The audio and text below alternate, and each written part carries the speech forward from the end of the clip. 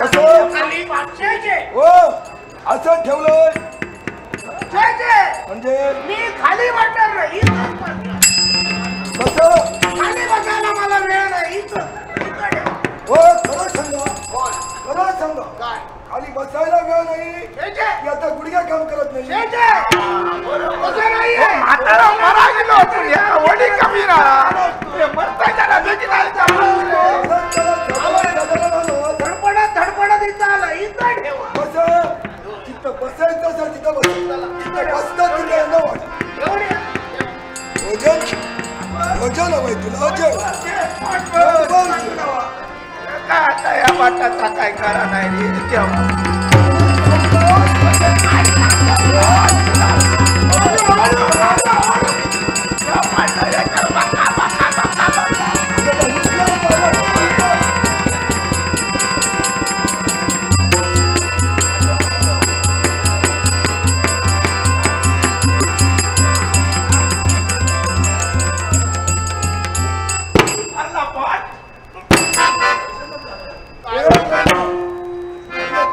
सांगान चोरून ऐकलेलो तर असा किती जाताना वाटा काहीतरी गडबड घोटाळा होतोय नेमका काय झालं त्या सांगा एका बाजूनं एक पोट वर वर वर वर येतोय हात थोडा या बाजूने सुद्धा फिरतोय मला वाटतं काही खरं दिसत नाहीये गेला कारण काय 15 दिवस अन्न पोटात न गेल्या कारणाने अन्न पचवण्याची आतड्यांची सवय मोडली तेव्हा 15 दिवसानंतर अन्न गेल्यानंतर अन्न नाचडे फुगायला लागले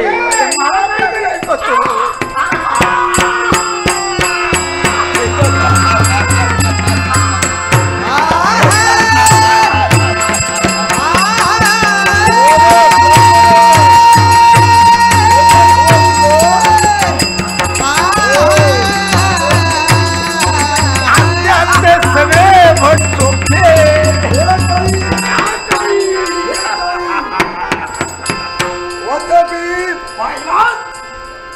ब्राह्मणाला यथाशा भोजन केलं त्या ब्राह्मणाचा उदार फार फार पडो या वातापी पुनश्च जिवंत झाला भोजनाच्या विलोचनाला होतो भोजन गिळंकृत केलं कायमचा झोप असंच ब्राह्मण संपले पाहिजे सारे ब्राह्मणाला संपवायचे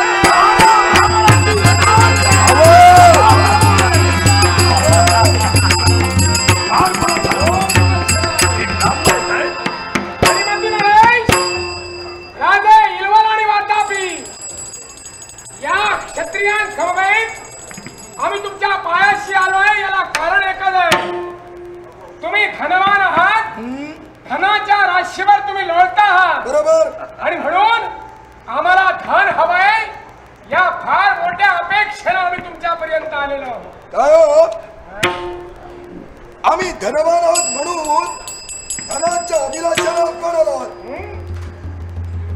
हे राजकर्ते यांनाही धन कमी पडलं त्यांचं ठीक आहे हो हे आमचे शिष्य आहेत त्यांचं ठीक आहे राजकारभार चालविण्यासाठी त्यांना धनाची आवश्यकता वाटते आम्हालाही कळते तुम्हाला निश्चितच एकाच गोष्टीसाठी आम्ही केलेलं लग्न आणि एक स्त्री हट्ट पुरवण्यासाठी आम्ही इथपर्यंत आलो आहोत आणि म्हणूनच तुमच्या दारातून आम्ही निवडून मागे जाणार नाही शाबास दानव दानाचे भोगते दानवाच्या धर्माला जो आलाय बिनमुख केव्हाच मागा गेला नाही शब्द देतो तुम्हाला तुमची इच्छा पूर्ण होईल काय इच्छा पूर्ण याची इच्छा पूर्ण करण्यापूर्वी भर दुपारची वेळ आहे भर दुपारची वेळ आहे आणि म्हणून अतिथी म्हणून आमच्यापर्यंत आले यांना उपवासी पाठवणं बरोबर वाटत नाही अतिथी देवा देवाच्या रूपात आलाय देवाला नैवेद्य ठेवला पाहिजे तुम्हाला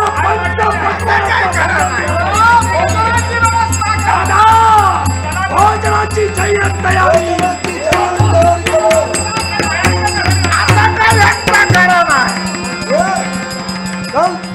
तुमच्या तयारीला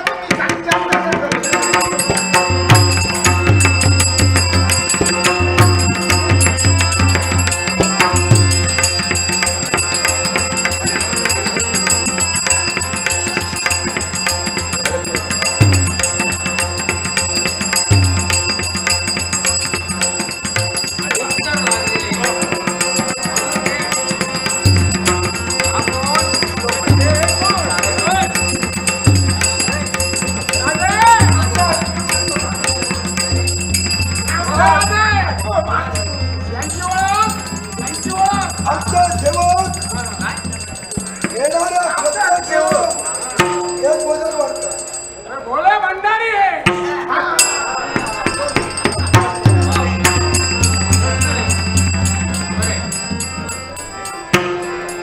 रांगोळी पत्रा बसवा. होऊ दे. प्रारंभी विनंती करू गणपती विद्या जया सागरा अज्ञान त्वरो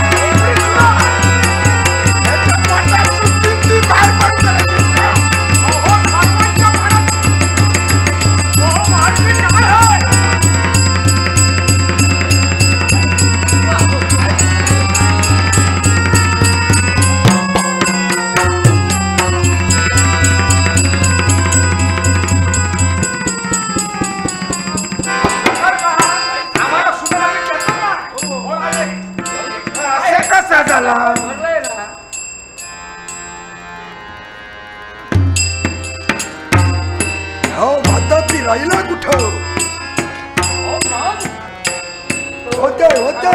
होते सुरुवात होते ये बाहेर ये बाहेर. राजानो काय खरा दिसणार बाहेर येऊन नाही दिसणार.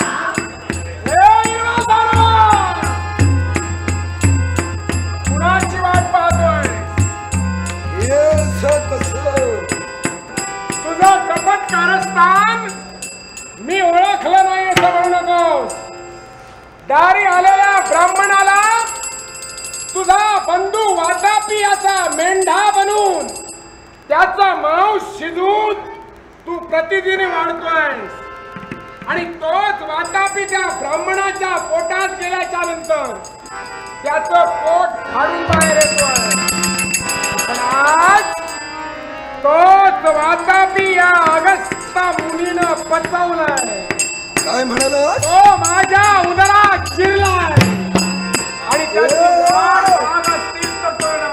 ए अगस्त्य मुनी, माझा बंधू वातापी याला अन्नदाला तुझ्या उदरात प्रवेश केला, याला तू पचविलास काय रे? ए अगस्त्य महामुनी, वानप्रस्थाश्रम सोडिलस, गृहस्थाश्रम धरिलस, लग्न केलंस आणि बायको सांभाळायला धन नाही म्हणून धनाच्या अभिलाषेने आलास आणि माझ्या बायकोला गिळंकृत केलं. आता पाळी तुझी आहे. काय माझ्या बंधूला तू गिळंकृत केलं. पण एक गोष्ट लक्षात ठेव, अरे माझ्या राज्यात बरेच युवक आहेत, त्यांच्या जवळ बायकोला सांभाळायला धन आहे, पण बिचारांना बायको मिळत नाहीये. तुला बायको मिळाली, सांभाळायला धन नाहीये, अभिलाषाला इथं आलास ना की तिथं विधवा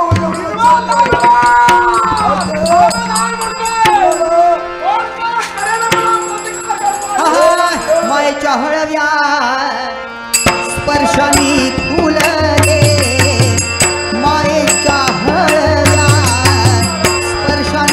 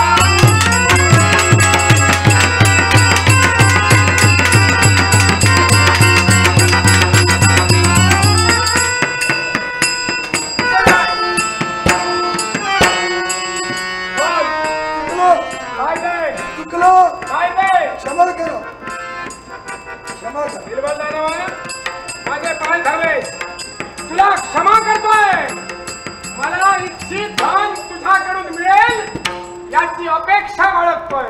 अगस्त मामुनी, काय ते?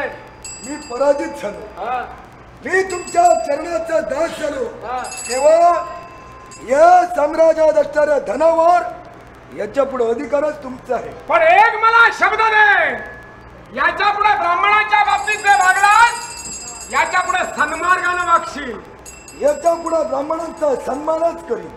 मग राजे, यावेळी तुम्हा क्षत्रियांना या इल्वालाच्या वारी आणून नटरसगाव रेश्मा कांबळी वाईरकर, रेश्मा कांबळी वाईरकर हिनं आमच्या संगीत साथीच्या कलेचा बहुमान करून हे बहुमान 300 रुपयाचा पारितोषिक दिलाय. रेश्मा कांबळी वाईरकरचे आभार मानून संगीत साथीदार वातापी दानवाचा सेवक झालाय. इल्वाल दानवाकडून मिळालेला धन घेऊन माझ्या लोपामुद्रेची इच्छा मी पूर्ण करणार आहे.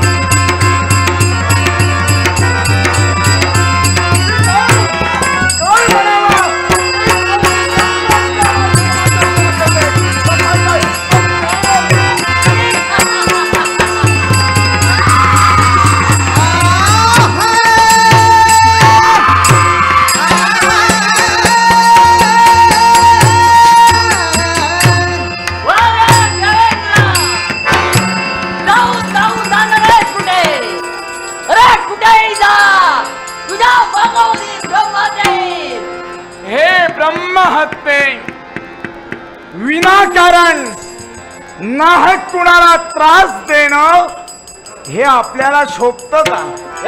देवराज, नाहक मी तुला त्रास देत नाही आहे. मग काय संबंध पोचतोय देवराज तुमचा आणि माझा? देवराज, ज्या रुद्रासुराचा वध केलास त्या रुद्रासुराच्या वधापासून ही निर्माण झालेली ब्रह्महत्या म्हणजे रुद्रास्त्राचा शेवट आम्ही केला हे त्रिमात्र संशय आहे. या दोष आमचा ठरतो? निश्चितच. तो कसा काय? अरे ज्या रुद्रासुराचा तू वध केलास तो ब्राह्मण होता आणि ब्राह्मण असल्या कारणानं त्याच्या मृत्यूनंतर तुझ्या मागून लागलेली ब्रह्महत्या आहे. ब्राह्मणाने ब्राह्मणाला सहकार्य करावं हे ब्रह्मतत्व बोलतो. मग मला एक सांग, तो दानव होता तो ब्राह्मणच होता ना? निश्चितच. मग त्या ब्राह्मणानं आज देव साम्राज्यात धुडगूस का माजवावी?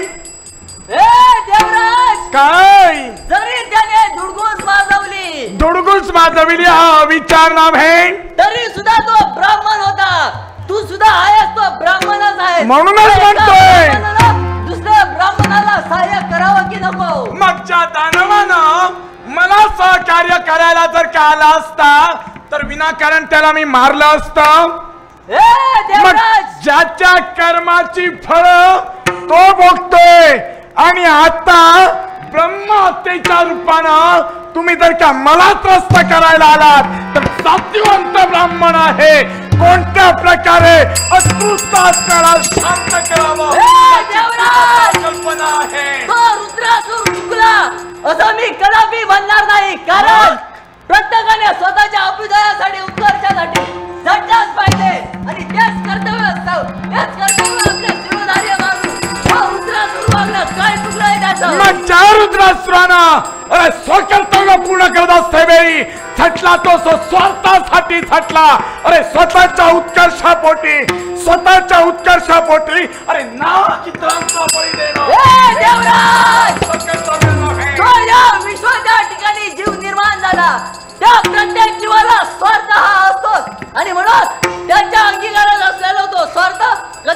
चुकीचा नाही एवढं मग माहिती त्याचा आहे. तो स्वार्थ, मग आम्ही आमच्या सत्ता लोभापायी तर त्या स्वार्थ धरला तर आम्ही अन्यायी ते कसे. एक गोष्ट लक्षात ठेव, त्या रुद्रासुराचा वध करून तू त्या देवधर्मात अभिन्न प्रमाणे राहिलास, पण तुझ्या मागाहून ही लागलेली ब्रह्महत्या आहे. जोपर्यंत तुला त्रस्त करून सोडत नाही तोपर्यंत मी माघारी जाणार नाही. हे ब्रह्महत्ये, विनाकारण तुझा माझा संघर्ष होईल. नाहक अगया देवेंद्राच्या क्रोधाला बळी ठरशील आणि त्याच कारणास्तव सांगू इच्छितोय, नको तो संवाद, नको तो वाद. घडूया सामोपचार, त्या सामोपचारानं स्वतःचं जीवन प्रफुल्लित करूया.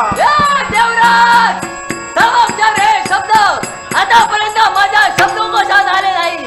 एक गोष्ट लक्षात ठेव, या विश्वाच्या ठिकाणी कुठेही लपून बस, जलाशयात लपून बस, त्या वृक्षांचा आणि कुठेही सप्त पाताळांचा जोपर्यंत तुला धुंडावून घडत नाही तोपर्यंत ही ब्रह्महत्या शांत राहणार. जो राजकर्ता म्हणून मंडित झाला त्या राजकर्त्याजवळ सामोपचार नाहीत.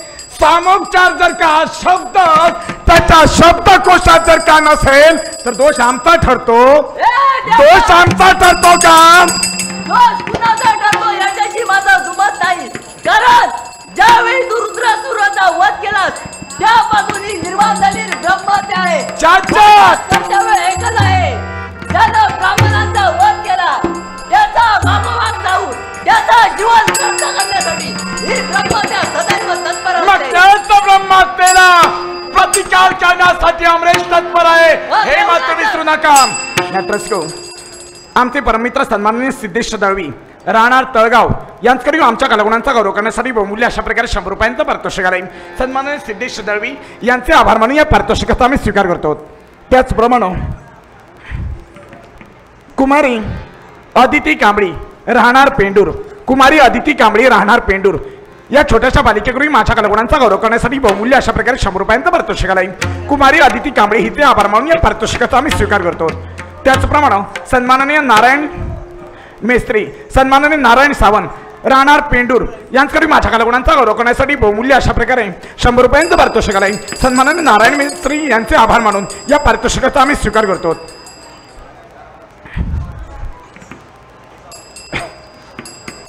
नटरसगो, आमचे परममित्र संकेत पाटील आणि सुरेंद्र जबडे यांनी माझ्या कलागुणांचा गौरव करण्यासाठी बहुमूल्य 100 रुपयाचं पारितोषिक दिलंय. सुरेंद्र जबडे आणि संकेत पाटील यांचे आभार मानून या बक्षिसाचा स्वीकार करतो. त्याचप्रमाणे हळदनकर यांनी सुद्धा माझ्या कलागुणांचा गौरव करण्यासाठी बहुमूल्य 100 रुपयाचं पारितोषिक दिलंय. त्याचप्रमाणे ओंकार राऊळ यांनी सुद्धा माझ्या कलेचा गौरव करण्यासाठी बहुमूल्य 100 रुपयाचं पारितोषिक दिलंय. सर्व रसिकदात्यांचे आभार मानून या बक्षिसाचा आनंद. त्याचप्रमाणे सन्माननीय आमचे परमित्र वैभव राणे राहणार रेडी, वैभव राणे राहणार रेडी यांच्याकडे माझ्या कलागुणांचा गौरव करण्यासाठी बहुमूल्य अशा प्रकारे 100 रुपयांचं पारितोषिक आहे. सन्माननीय वैभव राणे, कुमारी अदिती कांबळी, नारायण मेस्त्री, सन्माननीय सिद्धेश दळवी यांचे आभार मानून जमलेल्या लाख रसिक श्रोत्यांचे आभार मानून माझ्या संयुक्त दशावतार नाट्य मंडळातर्फे पारितोषिकाचा मी स्वीकार. हार्दिक मिडगावकर आणि स्वागत मिडगावकर यांनी दोघांनी माझ्या कलागुणांचा गौरव करण्यासाठी बहुमूल्य 100 रुपयाचं पारितोषिक दिलंय. हार्दिक आणि स्वागत यांचे आभार मानून या बक्षिसाचा आनंद घेतला. एक गोष्ट लक्षात ठेव, जोपर्यंत तुला ती त्रस्त करत नाही तोपर्यंत ही ब्रह्महत्या शांत राहणार नाही.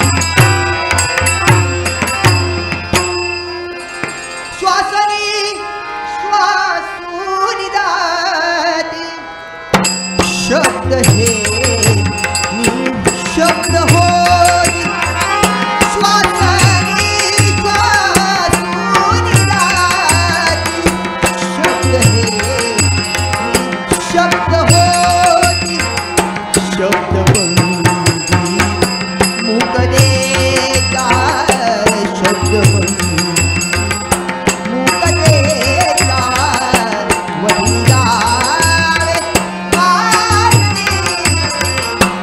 अंतरी ते साठले या जगनिनाटले आसवांच्या सिंचनाने कुटिलात पाणी अंतरी ते साठले अंतरी ते साठले अंतरी ते साठले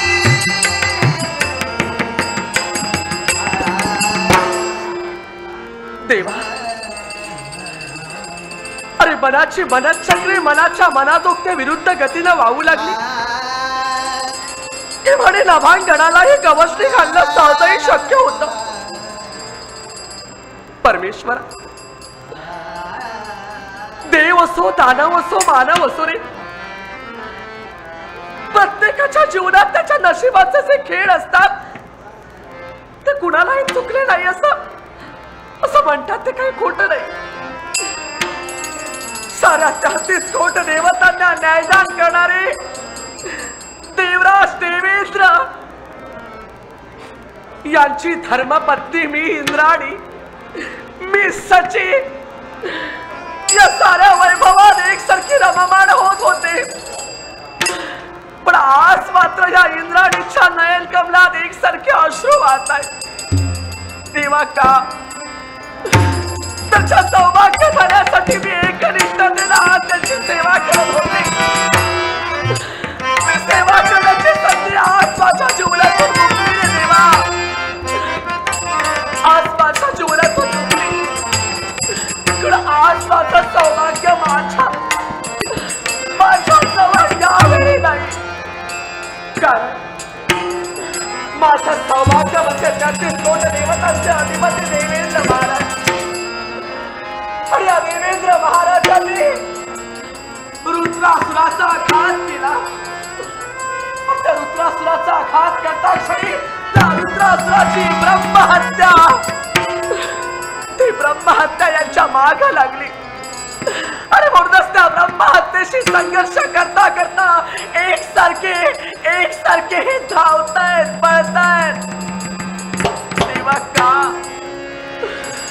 सारे असा प्रसंग घडविला आमच्यावर.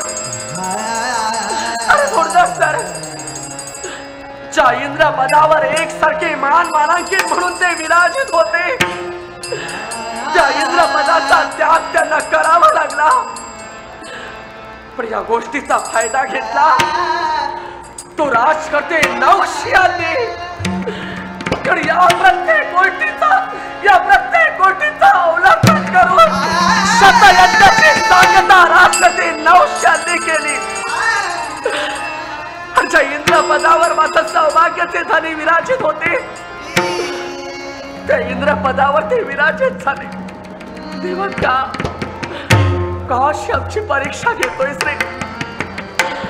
हे वैकुंठीच्या नारायणा, हे माय बाबा जगत विधाता जगत परमेश्वरा, नको रे देवा. हात जोडते तुझ्या समोर, विनवणी करते रे तुझ्या समोर. माझ्या सौभाग्याच्या धाऱ्याची अशा प्रकारे विटंबना करू नकोस रे देवा. ज्या पदापासून आज त्याला विलिप्त केलंय ते पाप पुनश्च मिळवून दे रे परमेश्वरा. का? जीवनाच्या ठिकाणी आम्ही देवता असून सुद्धा आज आमच्या नयन कमलातून दुःखाश्रू वाहतात. का देवा ही विटंबना? का देवा ही विटंबना? हे सुखमय जीवन या विश्वाच्या ठिकाणी, या स्वर्ग लोकाच्या ठिकाणी आम्ही घालवत होतो. पण ते सुखमय जीवन देवा दुःखात गेलंय रे देवा, दुःखात गेलंय रे देवा, दुःखात गेलंय. सुखमया विधीने नाशात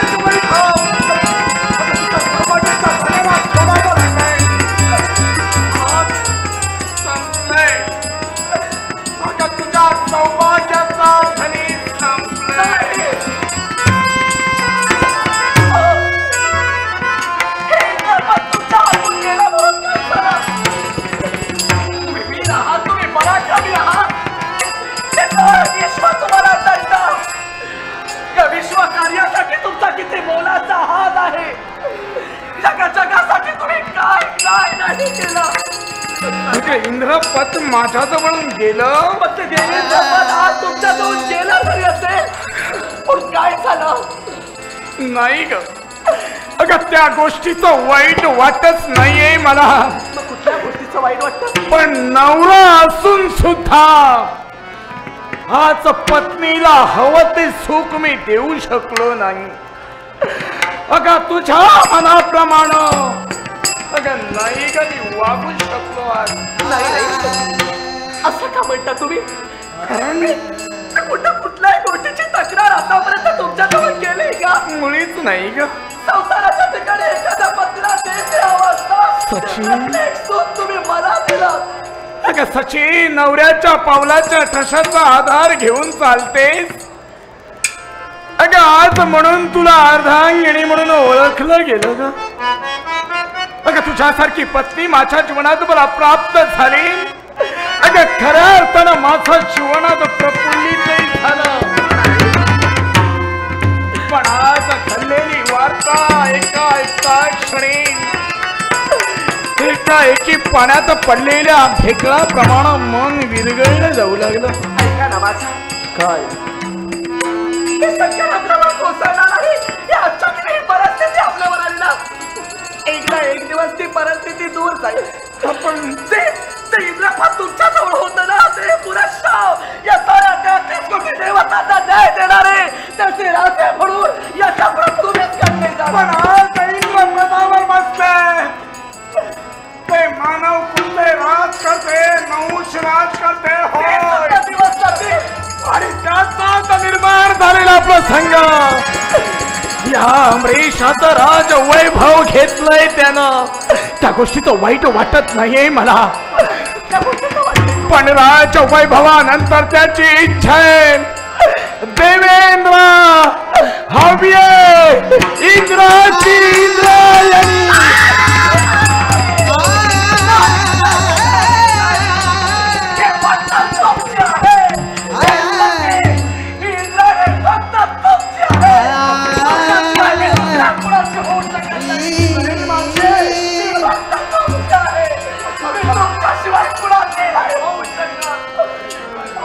तू माझी असून सुद्धा माझी राहू शकत नाही, त्याचं वाईट वाटतंय मला. मी तर कुणाचे नाही.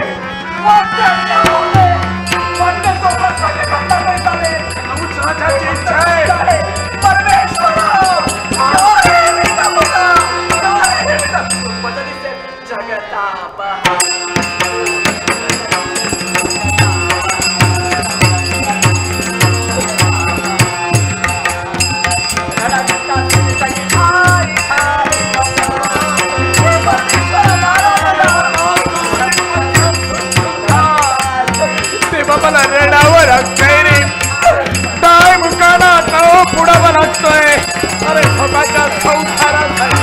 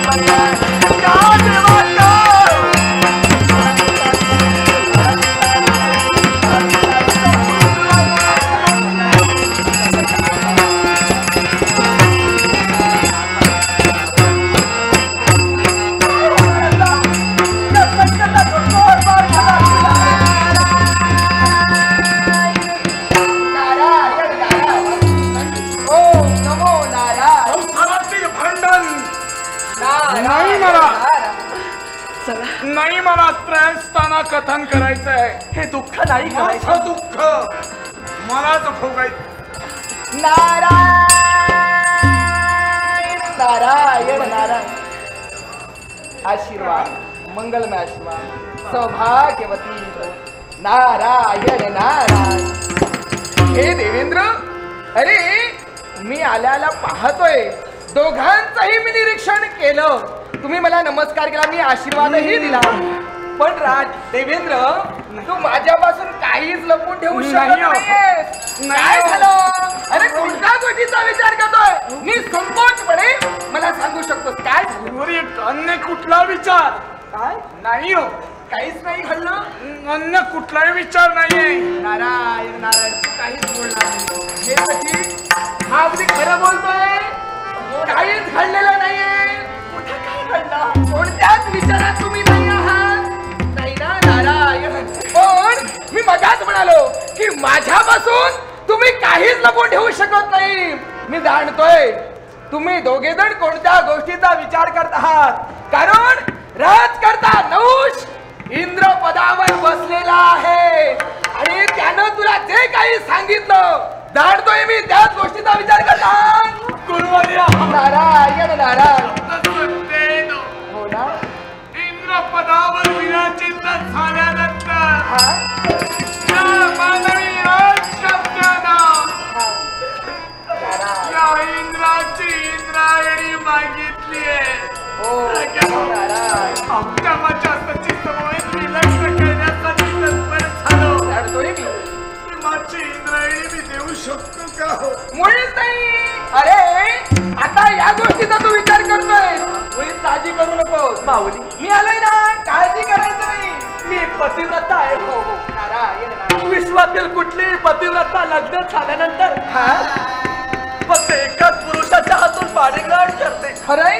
दुसऱ्या पुरुषाचा विचार नाही करत. नारायण नारायण. माझ्या सौभाग्याचे झाले असताना दुसऱ्या पुरुषानं जर का माझी मागणी केली तर माझ्या हृदयावर काय आघात होईल? खरंय नारायण, काळजी करू नकोस. आता जरी नहुषानं तुझ्या पत्नीची मागणी जरी केली असेल, माझ्याजवळ एक मार्ग आहे. गुरुची पत्नी आज मागतोय. हा हो, आज तुम्ही का अशा प्रकारे हसतात? अरे ओ जगानं माझ्याजवळ मानवानं माझ्याजवळ गुरुप्रमाणे पाहिलं. पण मी तुमच्या जवळ गुरुदेवतेप्रमाणे पाहिलं. मग गुरुदा तर का शिष्याच्या जीवन चरित्रावर असू लागले तर आम्ही आशेनं कुणाजवळ म्हणजे तुला असं वाटतंय की तुमच्या बाबतीत जे काही घडलं त्याबद्दल मी हसतोय मुळीच नाही. अरे मी तर तुला मार्ग सांगण्यासाठी आलोय. साधा सोपा मार्ग आहे. जास्त काही करण्याची गरजच नाहीये. ऋषी, या समस्येवर मार्ग आहे. हो समाधान होणार. अरे थांब, मार्ग हिताचा रस्ता तू जरा सांगतो. तुम्हाला पुन्हा कधी या पदावर विराजमान होते असे राहू दे बाजूला. काळजी करू नको. पद राहू दे बाजूला. फक्त आता ना एक विचार करायचा आहे, तो इंद्रायणीचा. अन्य विचार नको. हे मार्ग ऐक. साधा सोपा मार्ग. नारायण नारायण. तुला करावंच लागणार. होय, तुला करावंच लागणार आहे. ऐक.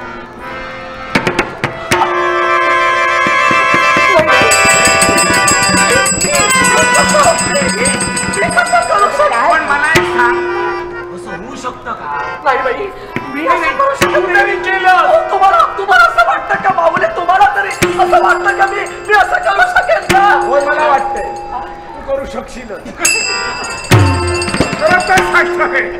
हे तू करू शकते.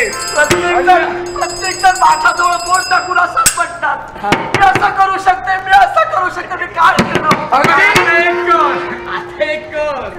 तू असं करू शकते ही आमची आशा आहे. एवढं जर का काय करू शकतेस ते आता जगाला पटवून जा. पण एवढं जर का केलं असता तर मी एवढे नकोच आता. आता केलंच पाहिजे. स्वतःसाठी केलंच पाहिजे. बोलण्यासाठी एवढाच तर वेळ माझ्यासाठी होता. एक सांगतो लक्षात ठेव, काही वेळेत ना कमी बोलू नये, आपली प्रतिष्ठा उभी करता येते. कसं करू? नाही करावं लागणार आहे. आता विचार आताचा नव्हे. हो तिथं गेल्यानंतरचा. हो हा जमेल ना? होय. जमणार. मी म्हणतात म्हणजे जमविणारच नाही. तुला अशक्य असं काय? अशक्य असं काही आतापर्यंत काय काय जमविलं असतं हे मी कशाला तुला सांगायला हवं? आतापर्यंत कशी मी बरीच नाटकं केली. आता याच्या पुढे मला नाटक हे नाटक स्वतःच्या जीवनाचं करू नको. एवढंच हे करायचे फक्त सौभाग्यासाठी केलेलं आहे. आता विचार इथला नव्हे, विचार तिथला. निश्चितच. चला मग, विलंब नकोय.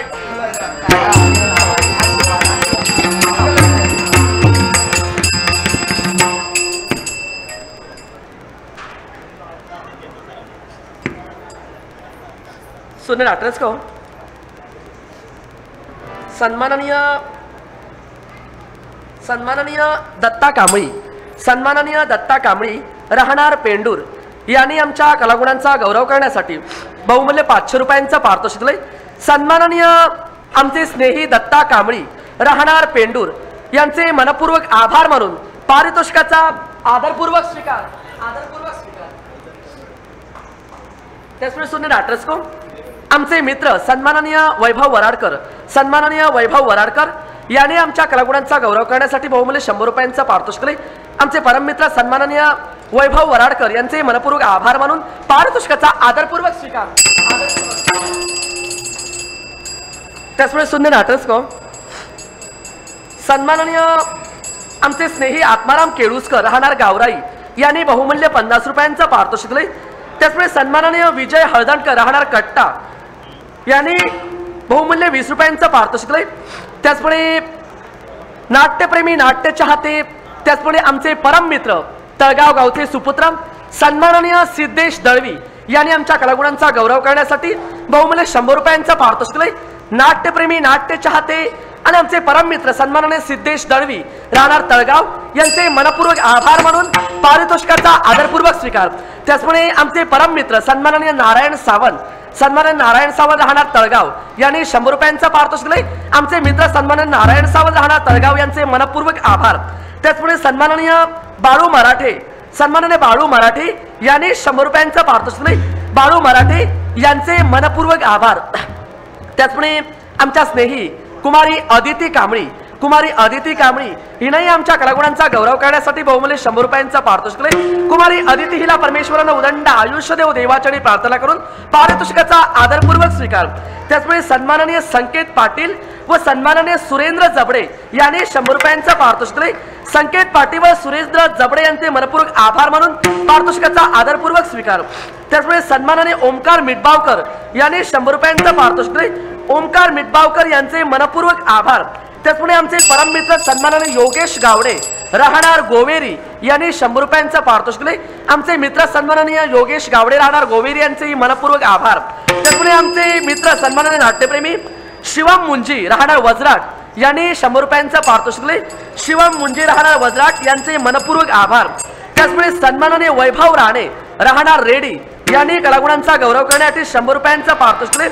सन्माननीय वैभव राणे राहणार रेडी, त्याचप्रमाणे समस्त माझे मित्रमंडळ, समस्त मायबाप यांना मानाचा मुजरा करून तमाम मायरसिकांच्या आशीर्वादानं गणेशाला वंदन करते. दत्तमाऊलीचरणी लिहून संयुक्त दशावतार नाट्य मंडळाच्या पारितोषिकाचा आदरपूर्वक स्वीकार. त्याचबरोबर सन्माननीय संकेत पाटील आणि सुरेंद्र जबडे यांनी माझ्या कलागुणांचा गौरव करण्यासाठी बहुमूल्य क्षेत्राचं पारितोषिक दिले. त्याचप्रमाणे सन्माननीय भरत वेंगुर्लेकर यांनी ब्रह्महत्येची भूमिका करणारे सन्माननीय अनिकेत पांजरी यांच्या कलागुणांचा गौरव करण्यासाठी बहुमूल्य क्षेत्राचं पारितोषिक दिले. सन्माननीय भरत वेंगुर्लेकर यांना उदंड आयुष्य लाभो अशी मी परमेश्वराची प्रार्थना करतो. त्याचवेळी सुनील आटरेस्को, सन्माननीय गौरव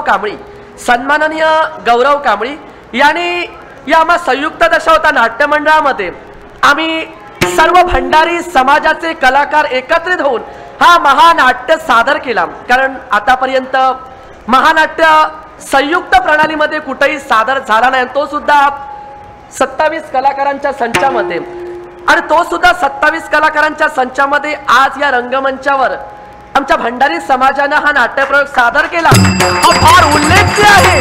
अशी कामगिरी याच्यापूर्वी कधी झाली नाही आणि मला वाटतं पुढे ती होणार नाही. त्यामुळे आम्ही भंडारी असून सुद्धा आम्ही सर्व दशावतारी कलावंत समस्त कट्टा पंचक्रोशी भंडारी समाज महामंडळाचे मनपूर्वक आभार मानून तुम्हा सर्वांच्या आशीर्वादानं सन्माननीय गौरव कांबळी यांनी आम्हा सर्व कलाकारांच्या कलागुणांचा गौरव करण्यासाठी आणि संगीत साथीच्या कलागुणांचा गौरव करण्यासाठी बहुमूल्य 1000 रुपयांचं पारितोषिक सन्माननीय गौरव कांबळी यांचे आम्ही सर्व कलाकार संगीत साथीदार मनपूर्वक आभार म्हणून पारितोषिकाचा आदरपूर्वक स्वीकार.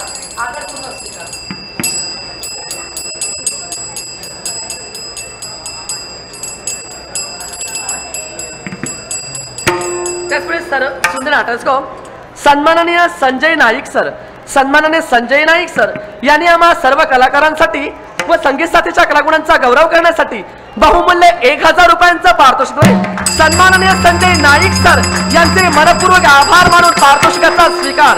त्याचवेळी सन्माननीय मामा माडिये सर यांनी आम्हा सर्व कलाकारांच्या कलागुणांचा आणि संगीत साथीच्या कलागुणांचा गौरव करण्यासाठी बहुमूल्य 500 रुपयांचं पारितोषिक सन्माननीय मामा माडिये सर यांचे मनपूर्वक आभार मानून पारितोषिकांचा आदरपूर्वक स्वीकार. मग जो मार्ग तुम्ही मला सांगितला हा मार्ग परिपूर्ण करण्याची ताकद आणि शक्ती फक्त मला द्या.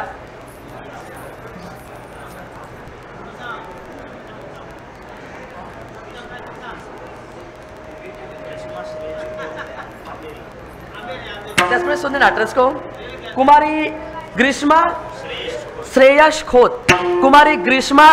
खोत या लहान बालिकेने आमच्या कलागुणांचा गौरव करण्यासाठी बहुमूल्य 50 रुपयांचा पारितोषिक कुमारी ग्रीष्मा खोत तिला माझ्या गणपती गजानन उदंड आयुष्य नव्हतीचा प्रार्थना करून पारितोषिकाचा आदरपूर्वक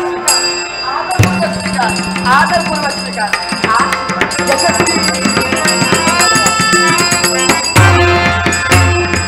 आमचे मित्र उत्कृष्ट हार्मोनियम वादक सन्माननीय निखिल जोशी यांनी आमचे हार्मोनियम वादक सन्माननीय संकेत पुढे यांनी मगा म्हटलेलं पक्षिणी प्रभात या लंगार गीतासाठी बहुमूल्य क्षेत्राचं पारितोषिक दिले.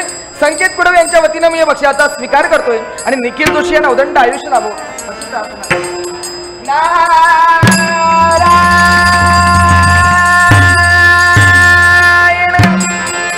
काटा रुतला काटा अहंकाराचा काटा रुतला काटा अहंकाराचा लागू दे छंद हा मानवा लागू दे छंद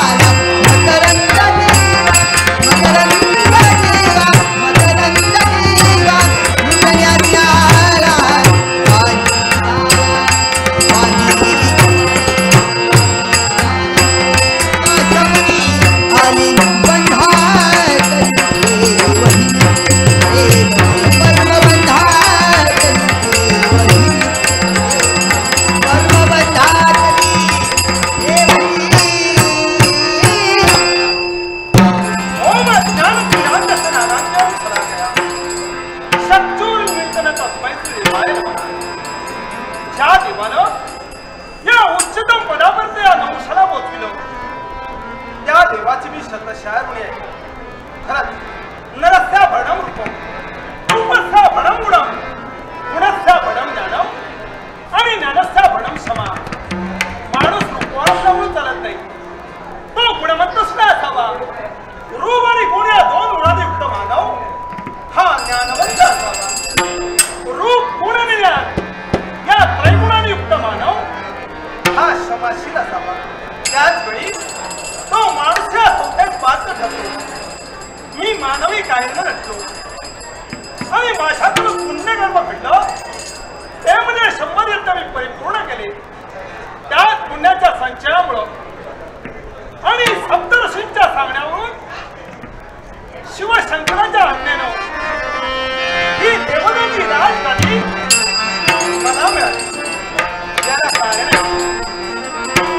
कारण काय असेल तर कृष्णमांडाचा पुत्र म्हणजे वृत्रासूर, या वृत्रासुराचा घात अमरेशाकडून घडला गेला आणि त्याचमुळं झालं ते काय, कृष्ण महंताचा पुत्र वृत्रासुरे मारला गेल्यामुळं अमरेशाच्या मागा ब्रह्महत्या लागली आणि त्याच्यामुळं हे इंद्रनं त्याला सोडावं लागलं. हा म्हणतात कित्येक वर्ष लोटली. इंद्रप्रभावर कोणीच विराजमान होण्यास पात्र नव्हता. त्याचवेळी सगळ्या सप्तमर्षींनी आणि देवतांचा अग्रगण्य नेता म्हणून प्रत्यक्ष बोलत आणि सूचित केलं की चला त्या राजगादीवर विराजमान होण्यासाठी नवस पात्र आहे. कारण त्याच्याकडून अद्वितीय अशा तऱ्हेचा पुण्य संचय झालाय आणि म्हणूनच या राजपदावर बसण्याचा लाभ मला मिळाला. देवा ही सारी कृपा तुझी आहे आणि तुझ्या कृपेचा अभेद दिग्वाज माझ्या पाठशी असल्यामुळं तेव्हा अयोध्येच्या पुण्यमुळे जन्माला येऊन आज इंद्रपदावर मी प्रस्थापित झालो. मग तुमचा मंगलमय आशीर्वाद सदोदी असावा. भाव भक्तीच्या ज्योती देवाची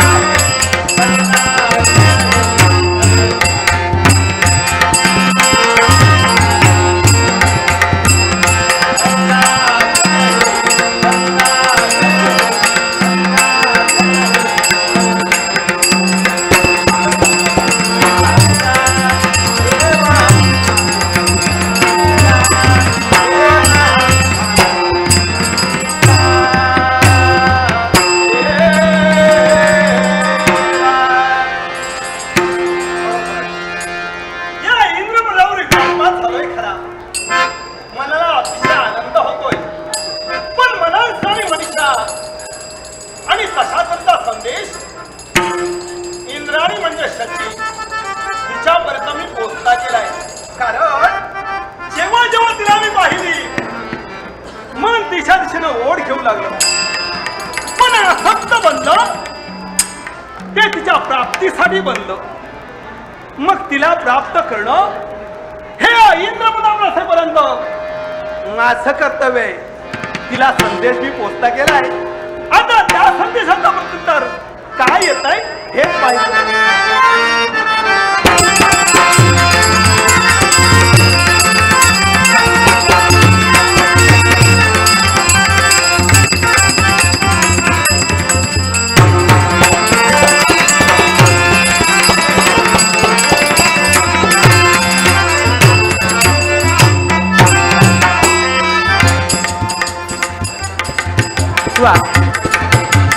देव ऋषींनी मार्ग सुचविला. तर आतापर्यंत ज्या गोष्टीनं चिंतित होऊन आम्ही रडत होतो ना, यांच्या समस्येवर मार्ग मात्र माऊलीने दाखविला. आणि माझ्या सौभाग्याच्या झाल्यासाठी आणि त्यांचा गेलेला पाप पुनश्च त्यांना प्राप्त करण्यासाठी वाटेल ते करेन ना, असा शब्द मी त्यांना दिलाय. पत्नी आहे मी त्यांची, आणि तो शब्द परिपूर्ण करण्यासाठी मी राजकर्त्यांपर्यंत या देवलोकीच्या दरबारापर्यंत आले. निश्चितरित्या स्वतःचं कार्य आपणाला पूर्ण करण्यासाठी हे पाऊल तिथं उचलावंच लागेल.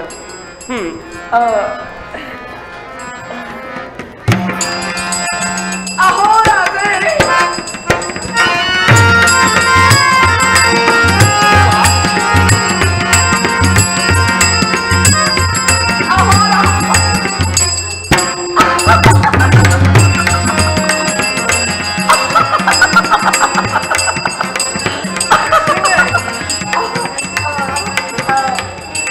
माझ्याप्रमाणे हिलाही आनंद झालाय.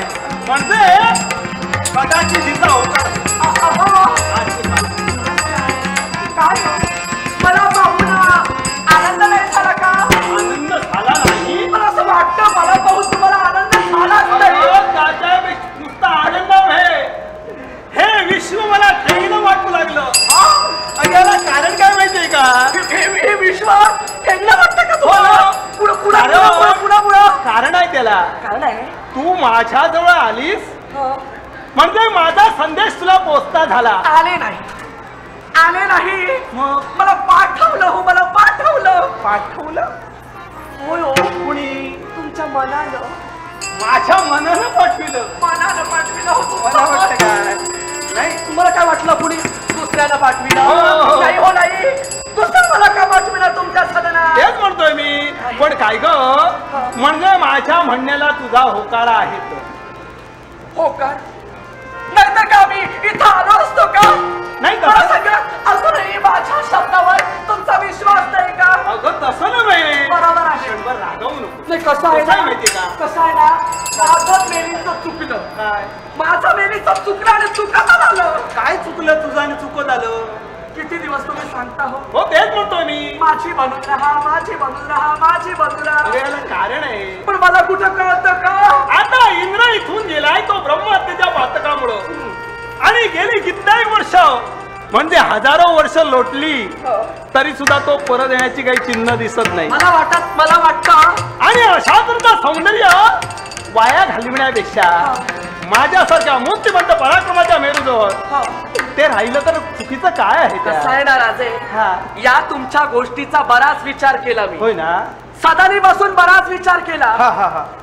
आता आमच्या सौभाग्याचे धनी हो हो देवराज हा. यांना तर हे फल आता कधी सोडून ते गेले. नाही, मला तरी वाटत नाही त्या पातकातून तो मुक्त होईल असा. आणि मला तर असं वाटत नाही की पुन्हा ते इथं येतील असं. आता इथला सार्वभौम सत्ताधीश म्हणजे मीच आहे. तुम्हीच आहात. होय तर. मग मला सांगा, मी जर का त्यांच्यासाठी रडत राहिले, हो हो. त्यांची मार्ग प्रतीक्षा करत राहिले, अजिबातच नाही. मी अशीच रडत मरून जाईल इथं. ते तुला समजायला हवं. म्हणजे आता समजलं ना. अगं, तुला मी त्याच्यातही तुझी निवड का केली? या स्वर्गात अप्सरा कित्येक आहेत, पण त्याच्याही पेक्षा अप्रतिम सौंदर्य गुणवत्तेच्या बाबतीत तर काय पाहायलाच नको. काय सांगताय? पाहायलाच नको म्हणजे काय? पाहायलाच नको म्हणते. अप्रतिम. असं म्हणता का? मला वाटतं पाहायलाच नको म्हणते का वेगळंच काही की काय? नाही नाही तसं नाही. अगं वेळेत तुझ्या बाबतीत मी असं म्हणेन का? नाही नाही नाही नाही. मग म्हणजे माझ्या म्हणण्याला तुझा होकार आहे तर. काय म्हणून काय विचारता? वेळेवर ही बुद्धी सुचली मला. म्हणूनच वेळेलाच महत्व आहे. वेळेसारख्या निघून गेली आणि ना. अशा तऱ्हेच्या आनंद समयी माझ्या समोर तू आहेस आणि माझ्या मंडळाला येऊन दिलायस. म्हणजे माझ्या मनाचं म्हणून एखादं दुसरं काहीतरी ऐकायचं तुम्हाला. आनंदाच्या समयी मला सांगू का, त्यांना आता मला विसरून जायचंय. त्यांचं नाव मात्र आता याच्या पुढे तुम्ही काढू नका. आता फक्त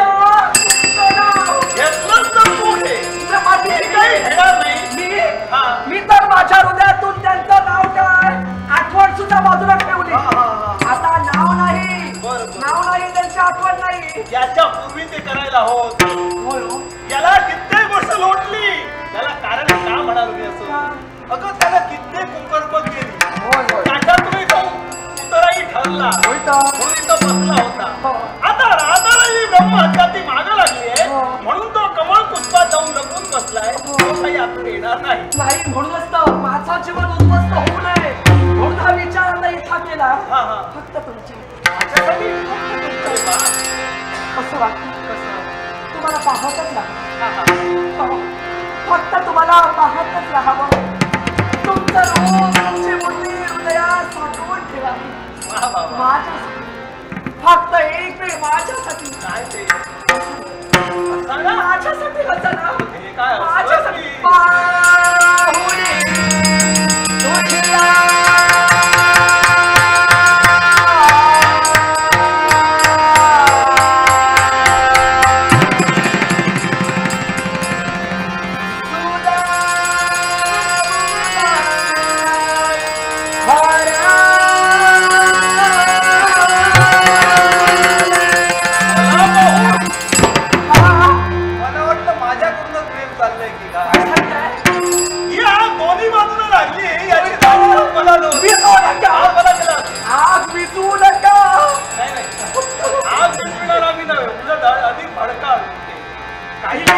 बऱ्याच वेळाला लागली की आग आता विजवायची नाही मला.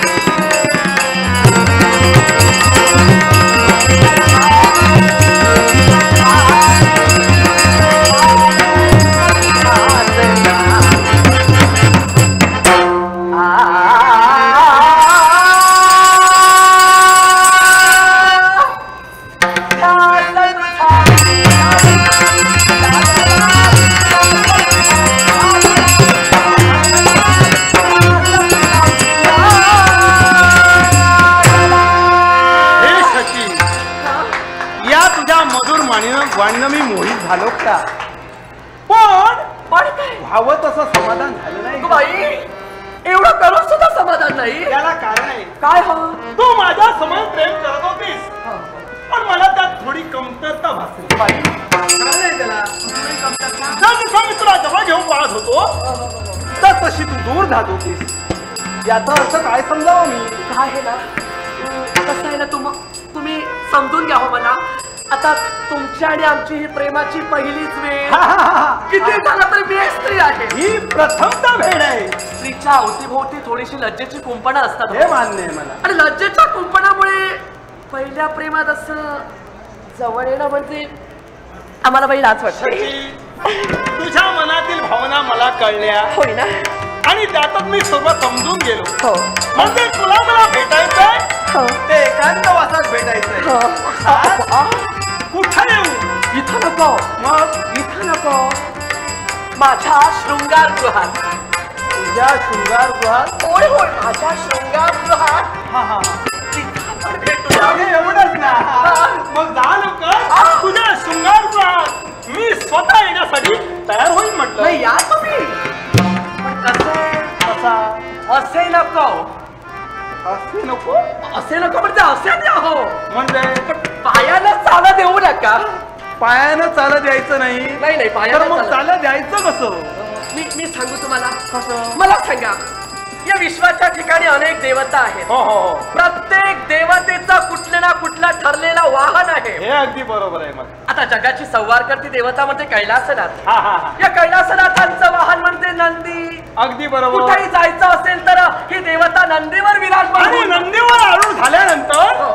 सर्वांना समजून चुकतो हो. की भोलानाथ प्रत्यक्षरित्या चालले चालले आहेत. मग? आता दुसरी देवता म्हणजे गणेश. हा हा हा. उंदीर. हा. उंदरावर बसून ते कुठेही जातात. म्हणजे ज्याचं त्याचं वाहन आहे, त्याचं वाहन आहे. ज्याची त्याची योग्यता आहे. मग आता तुमचं आणि आमचं प्रेम, तुमचं आणि आमचं पहिलं प्रेम. हा हा हा. आणि या पहिल्या प्रेमाच्या भेटीसाठी तुम्ही माझ्या शृंगार मला देता. अगदी बरोबर आहे. असं सचिन, सहज द्यायचं नाही. ही तुझी आणि माझी प्रथमता भेट होणार. हो. मग तू ज्या थाजेल शोभेल अशा तऱ्हेच्या योग्यतेनं मी तिथपर्यंत येणं हो. फार गरजेचं आहे. ही भेट तुमच्या आणि आमच्या आठवणीत राहिली पाहिजे. मग काय केल्यानं मी त्यांच्या योग्यतेप्रमाणे येईन म्हटलं. येईन. हा असं करा. कसं? तुम्ही आता साऱ्या देवतांचे अधिपती आहात. हो. बरोबर ना. सारी देवता तुमच्या आज्ञेत वावरते आणि साऱ्या देवतेबरोबर जेवढे ऋषीवर्य आहेत तेवढे ऋषीवर्यही तुमच्या आज्ञेत वावरतात. निश्चितच. होय ना. होय. मग त्या ऋषीवर्यांपैकी सप्त ऋषी वा वा. आणि ते सप्त ऋषी त्या सप्त ऋषींना रथाला गुंपवून तुम्ही माझ्या म्हणजे पालखी तयार करायची हो. आणि त्या सप्त ऋषींना पालखीचे होई बनवायचे हा. आणि मी तिथपर्यंत यायचं. अगे एवढंच ना. आगळ्या वेगळ्या पद्धतीनं. सप्त ऋषी म्हणजे माझे आज्ञा किती होय आहे. ना. मी देवलोकात या देवसभेचा अग्रगण्य नेता आहे म्हटल्यानंतर माझी गोष्ट ती ऐकायला केव्हाच नकार देणार नाही. होय ना. जा. मग असं जर का हलं असेल ना तर सदैव ही सची फक्त तुमचीच बनून राहील. वा वा. होय. लवकर या. हा. शृंगार महालाच्या ठिकाणी सारी जय्यत तयारी मी करून ठेवते. स्वतः जाते दिवशी वेळ लावू नका.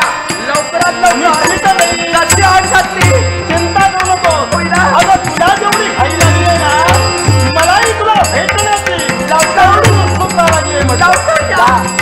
अहो, लवकर या. मी येण्या अगोदर सर्व तयारी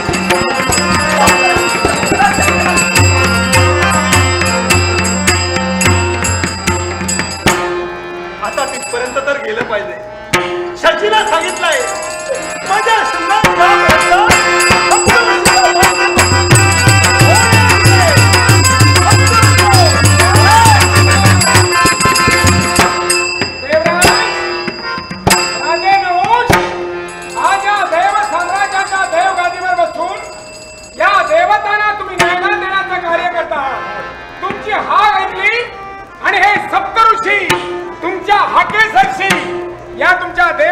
हजर झाले.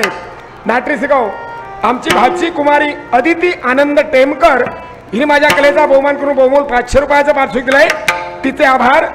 तसेच अदिती कांबळी हिने सुद्धा बहुमोल 100 रुपयाचं पार्श्व केलंय, तिचेही आभार. तसेच नाट्यशिकाऊ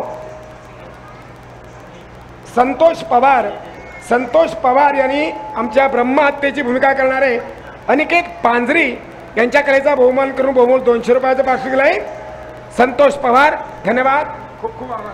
त्याचप्रमाणे मंगेश जाधव राहणार मोगर्णे यांच्याकडून माझ्या कलेचा गौरव करण्यासाठी हे बहुमोल पार्श्व केलंय.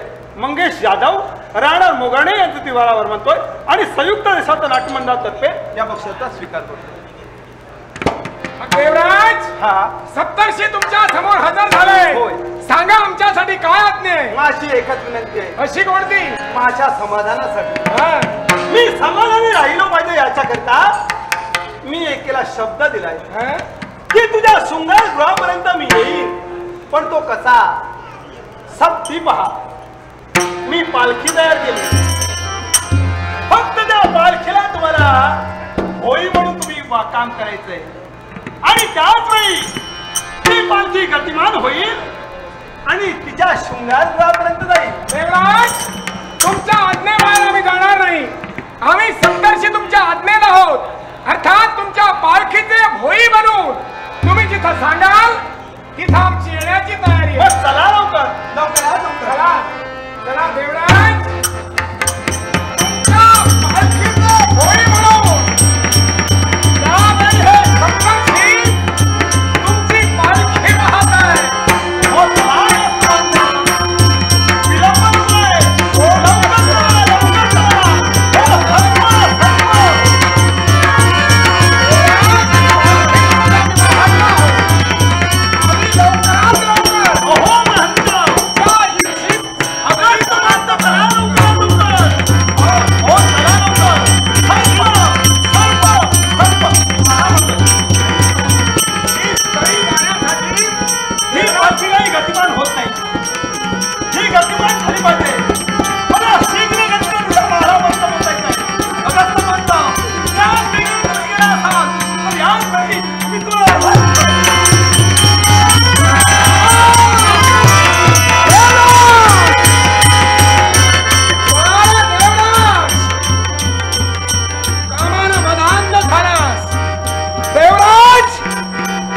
पालखी कोण वाहतोय याच तुला भान राहिलं नाही. अरे सप्तर्षीतील या अगस्त महाभूमीला तुम्ही लत्ता प्रहार केला म्हणून हे उन्मत्त नहुष राजा अगस्त मानतो देवतांचं साम्राज्य चालवतोय. देवराज म्हणून देवगादी उपभोगतोय.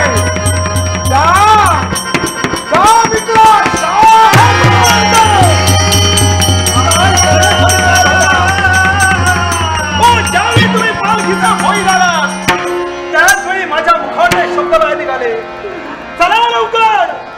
अति खाईन म्हणते सर्प सर्प असा शब्द माझ्या मुखाने बाहेर पडले. पण त्या शब्दाकडे तुम्ही पाहिला नाही. तुम्ही पालखीला वेग वाढविला नाही. माझा कामानं मदांध झालास. तुझं शरीर कामानं जळू लागलं म्हणून सर्प सर्प हे शब्द तुझ्या मुखावाटे बाहेर पडले. म्हणून जा हे नहुष राजा, भूतलावरील एका महाअरण्यात तू सर्प होऊन बसला आहे. सर्प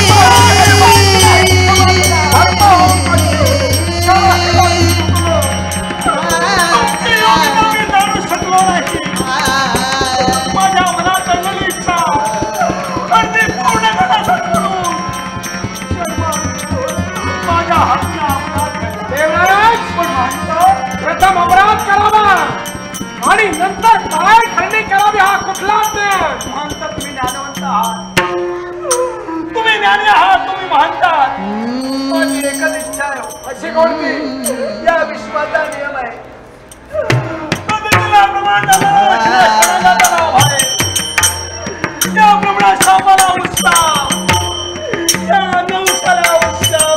मग हे नहुष राजा आहे या अगस्त महामुनीच्या मुखावाटे निघणारे उत्साहाचे शब्द द्वापार युगात ज्यावेळी कृष्ण म्हणून जन्म घेईल आणि ज्या पांडवांच्या घरी घोडे हाकण्याचं कार्य करील त्याच पांडवांचा श्रेष्ठ भ्राता धर्मराज, हा धर्मराज याच्या संख्येचं निरसन ज्यावेळी तुझ्याकडून होईल आणि म्हणून त्याच वेळी तुझा उद्धार होईल. काय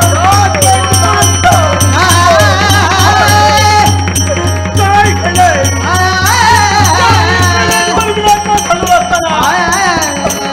समांतरी शाप दिला होय, त्या शापानं मी दग्ध होतोय. शाप शाप शाप.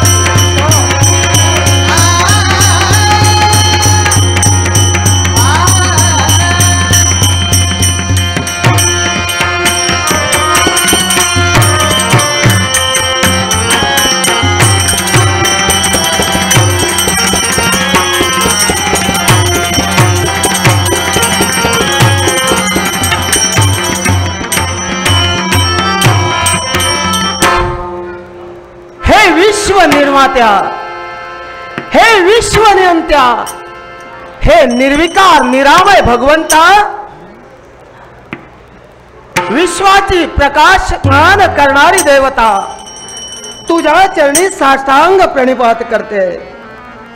हे भगवन, नित्य कर्म पूर्ण करण्यासाठी तुझ्या प्रेरणेनं या विशाल 9 लक्ष योजने विस्तीर्ण आणि 1.5 कोटी 7 लक्ष योजने ज्याची धुरालाम सवस्त्र नामक ज्याचं चक्र अशा विस्तीर्ण रथावर आम्ही आरूढ झालो होतो या विश्वाला प्रकाशित करण्यासाठी. कारण हे देवा, तुझीच आज्ञा या विश्वाची घडी सुरळीत चालावी, या अखिल विश्वाला प्रकाशमान करून तेजोवलय प्राप्त करून देण्यासाठी तेव्हा तुझी आज्ञा आम्हाला झाली. पण तुझ्या आज्ञेनं हे विश्व कार्य आज मितीतोवर आम्ही पार पडतो.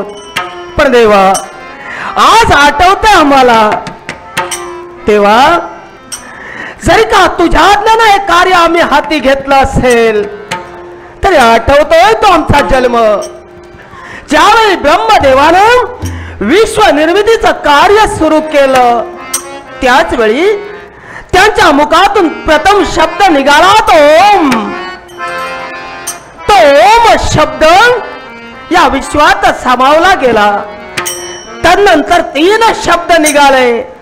ते 3 शब्द कोणते असतील तर भू भुवस्वहा हे 3 शब्द, आणि हेच 3 शब्द त्या ओमात तेजोवल्यानं सामावले गेले.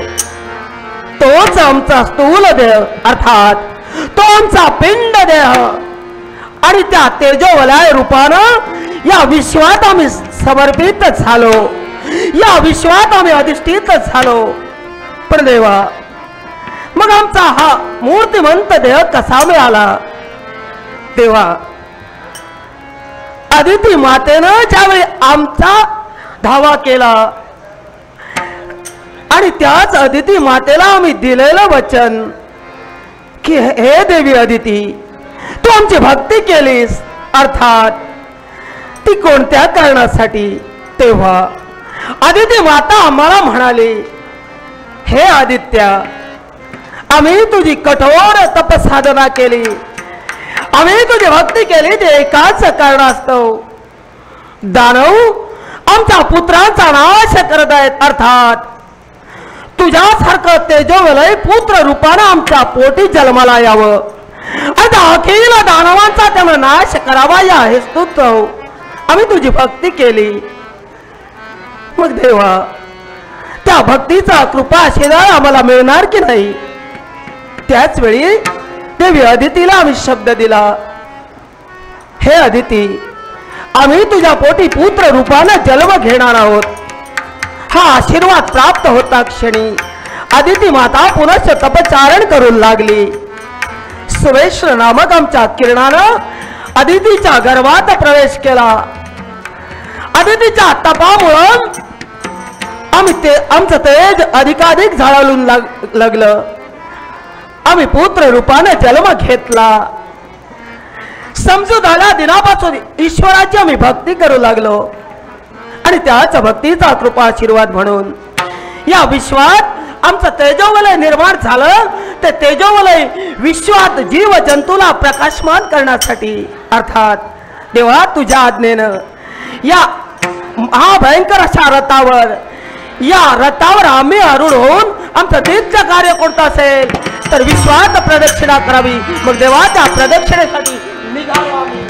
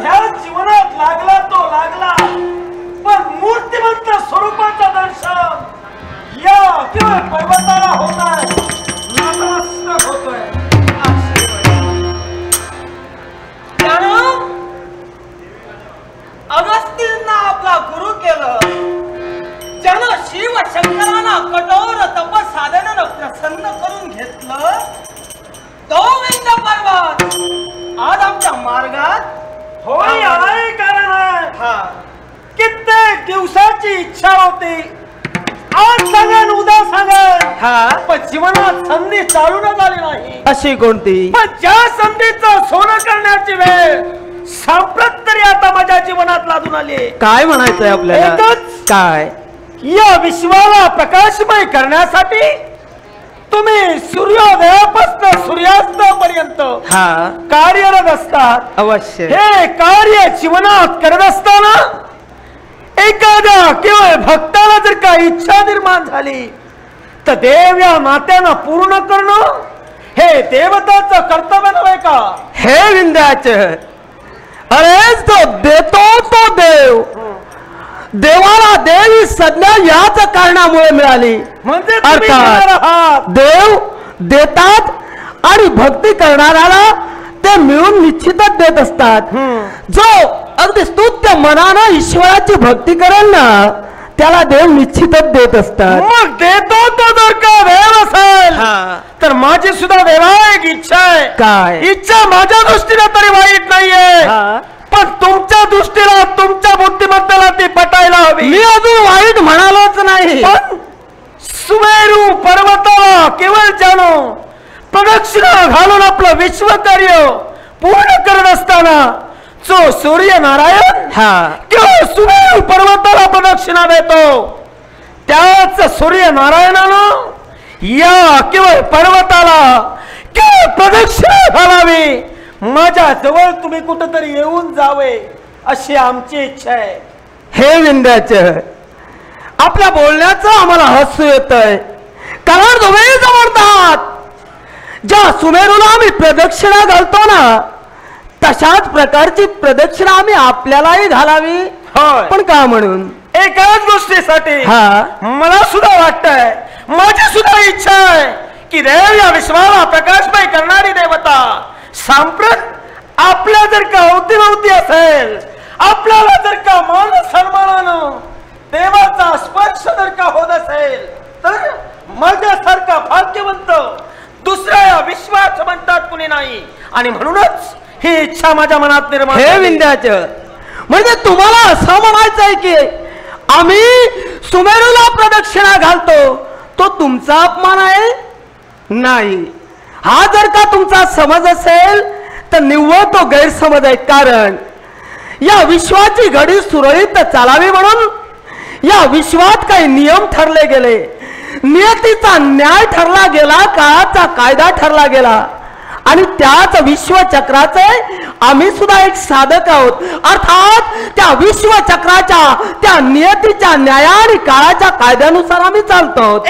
यात तुमचा अपमान मुळीच नाही. मी तरी म्हणतोय माझ्या इच्छेसाठी तुम्हाला हे करावंच लागेल आणि ते जोपर्यंत घडत नाही तोपर्यंत आमच्या मनाला समाधान नाही देवा.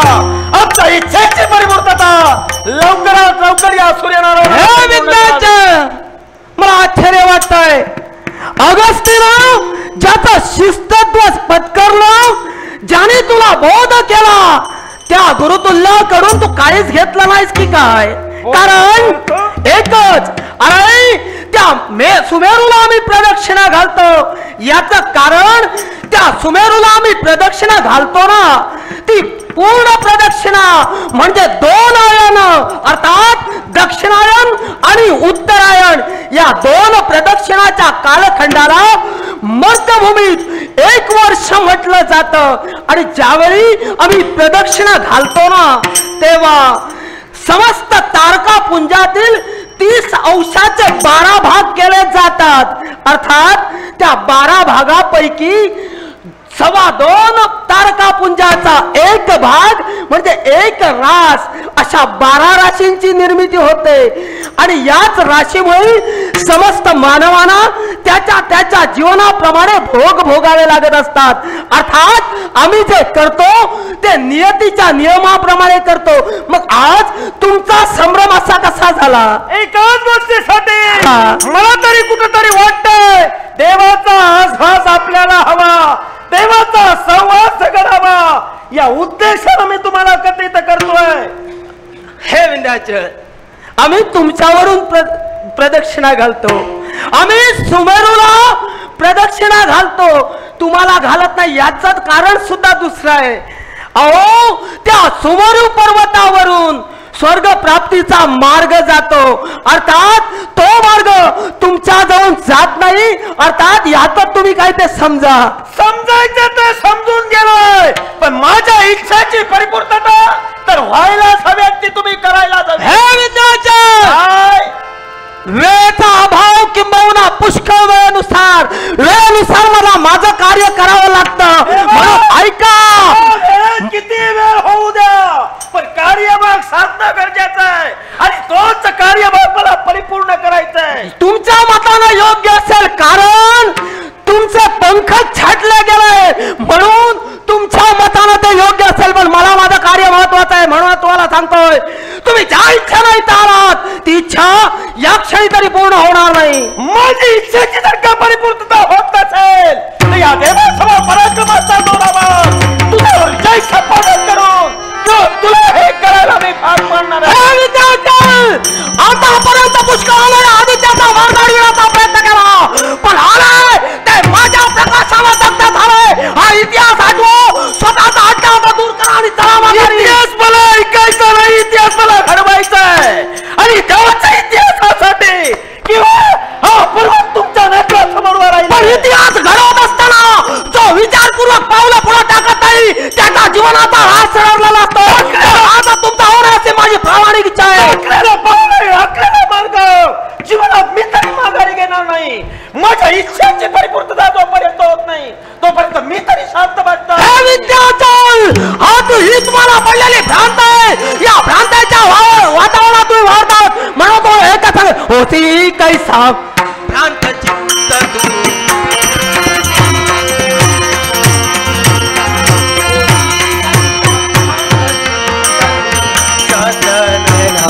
उघडी नयना सहस्र नयना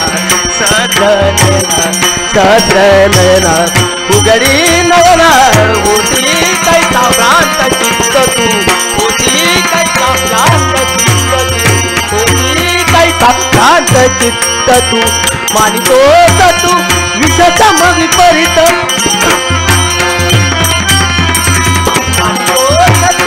मानितोस तू विषसम विपरीत. स्नेहाच्या या हितकर वचना,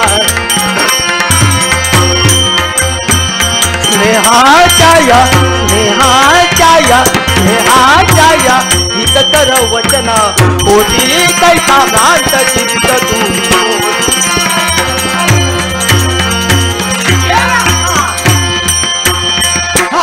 तुझ्या समाधीच्या पुढं उभा व्हायला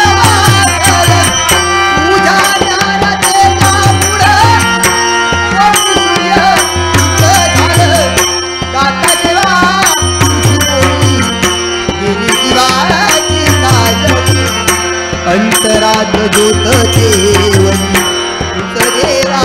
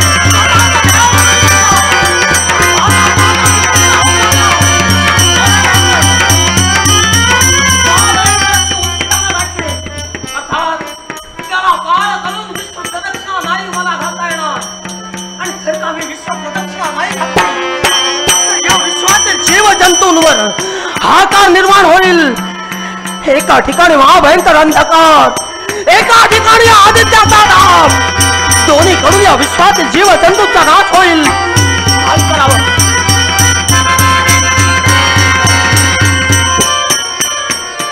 विश्वाचा देव म्हणून चान जो नटला आणि विश्वातील देवतांचा राजकर्ता म्हणून जो नटला त्याच्यापर्यंत हा इतिवृत्तांत घालणं योग्य आहे. म्हणून चला